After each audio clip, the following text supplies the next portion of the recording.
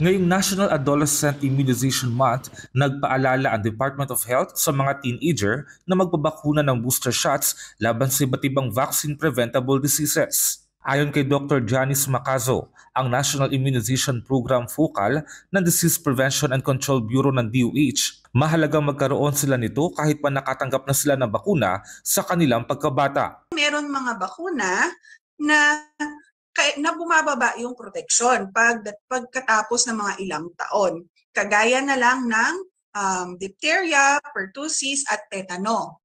Kaya nga po, ang sinasabi natin, dapat meron siyang booster at least every 5 years, meron pong booster. Giit ng DOH, mahalagang maturukan ng booster para sa measles rubella vaccine at tetanus diphtheria vaccine ang mga batang 10 hanggang 19 na taong gulang. Maaari rin silang tumanggap ng booster para sa hepatitis A, hepatitis B, influenza at varicella o chickenpox. Pag sinabi pong booster, meron na po siya nung bata pa siya, tapos dadagdag lang natin para magising yung kanyang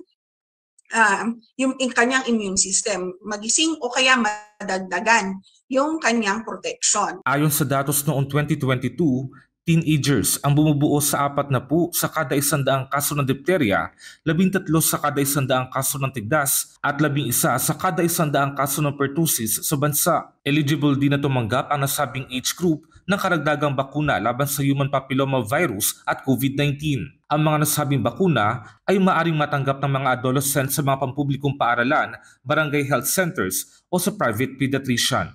Mark Fetalco para sa Bayan.